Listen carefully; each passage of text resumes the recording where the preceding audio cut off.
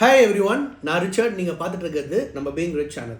So போன வீடியோவில் நான் வந்து சிரப் அப்படின்ற ஒரு காயினை பற்றி நான் சொல்லியிருந்தேன். அந்த காயின் தான் நம்பர் 1 காயின். இந்த ஆல் காயின் சீசனோட இதில் ஸ்டார்ட் அப்பில் அதிகமாக பிட்காயினோட பெர்ஃபார்ம் பண்ணியிருக்கு.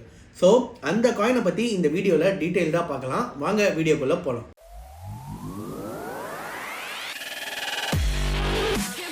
சிரப். ஸோ இந்த சிரப்ன்ற இந்த காயின் வந்து பார்த்தீங்கன்னா கிட்டத்தட்ட 394% வந்து இந்த லாஸ்ட் 90 டேஸில் வந்து ரைஸ் ஆகிருக்கு. ஸோ இது வந்து ஒரு பெரிய மொமெண்டம். அதாவது இது பிட்காயினை போட்டு பிட்காயினோட அதிகமாக அவுட் பர்ஃபார்ம் பண்ண காயினில் வந்து இந்த சிரப்ன்ற காயின் தான் நம்பர் 1 பிளேஸில் இருக்குது. ஸோ அப்போ இந்த காயின் என்ன அப்படின்றது நம்ம தெரிஞ்சுக்கணும் இல்லையா? அதுக்காக தான் ஒரு இன்டெப்த் அனாலிசிஸ். ஸோ இந்த காயினோட சர்க்குலேட்டிங் சப்ளை வந்து பார்த்தீங்கன்னா 1.2 பில்லியன் சிரப் காயின்ஸ் வந்து இப்போதைக்கு அவைலபிளாக இருக்குது. அண்ட் இதோட மார்க்கெட் கேப் வந்து பார்த்தீங்கன்னா $630 million. ஸோ இதோட ஆல் டைம் ஹை வந்து எவ்வளோ போச்சுன்னு பார்த்தீங்கன்னா கிட்டத்தட்ட 0.65 cents. ஸோ இந்த அளவுக்கு வந்து ஏறி இருக்குது. அண்ட் அதோட ஆல் டைம் லோ வந்து பார்த்தீங்கன்னா 0.008 அந்த லெவலில் வந்து லோவில் இருந்திருக்கு. ஸோ இந்த all time high versus low compare பண்ணி பார்க்கும்போது இப்போ இருக்கிறது ஒரு பெரிய மொமெண்டமில் தான் வந்து காயின் இருக்குது.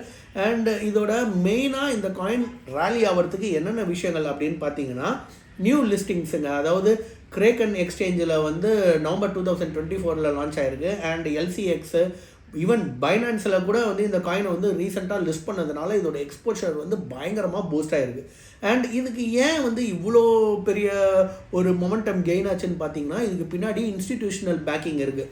ஸோ வந்து பினான்ஸில் லிஸ்ட் பண்ணதுனாலையும் கிரே ஸ்கேல் வந்து அதோட டோக்கன் சர்ஜ் ஹெல்ப் பண்ணதுனாலையும் கிட்டத்தட்ட இந்த பைனான்ஸ் லிஸ்டிங்க்கு அப்புறமே வந்து பார்த்தீங்கன்னா 65% வந்து ஹைக் ஆகிருக்கு. அண்ட் இது வந்து பார்த்தீங்கன்னா டெஃபி மேப்பிள் இன்ஃப்ராஸ்ட்ரக்சர் மூலயமா வந்து பில்ட் ஆகிருக்கு.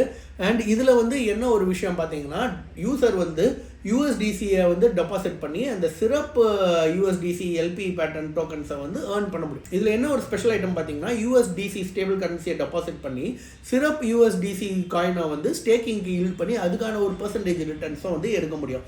அண்ட் இது வந்து ஒரு கவர்னன்ஸ் டோக்கன். இது வந்து அந்த ஸ்டேக்கிங் யூட்டிலிட்டிக்கு வந்து பார்த்தீங்கன்னா ஆனுவலாக வந்து ஒரு 9% இனிஷியலாக வந்து தராங்க.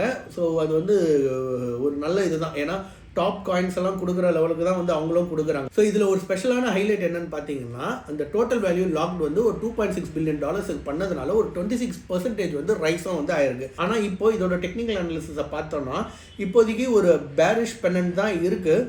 ஸோ மேபி காயினோட ப்ரைஸ் வந்து கொஞ்சம் டிக்ளைன் ஆகிறதுக்கும் வாய்ப்பு இருக்குது. பட் அந்த வாய்ப்பில் தான் நம்ம வந்து என்ட்ரு ஆகணும்.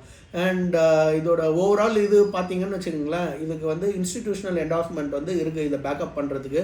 அண்ட் இது வந்து ஒரு ஸ்ட்ராங் ஃபண்டமெண்டல் ப்ரோட்டோகால்ஸ், அதாவது ஒரு யூட்டிலிட்டி இருக்குது. டெஃபி டீசென்ட்ரலைஸ்டு ஃபினான்ஸ் அப்ளிகேஷன்ஸ் எல்லாம் வந்து இதில் பில்ட் பண்ணுறதுனால ஒரு சாலிட் ஆன்செயின் ஆக்டிவிட்டி வந்து இதில் இருக்குது. அண்ட் இதை வந்து நம்ம போக போக தான் பார்க்கணும். ஏன்னா இதெல்லாம் வந்து ஒரு மொமெண்டமில் வந்து சர்ஜ் ஆகக்கூடிய காயின்.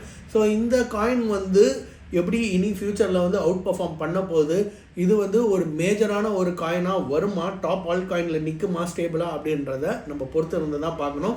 ஸோ இதே மாதிரி இன்னொரு வீடியோவில் உங்களை சந்திக்கிறேன். அன்டில் தென் டேக் கேர், பாய்.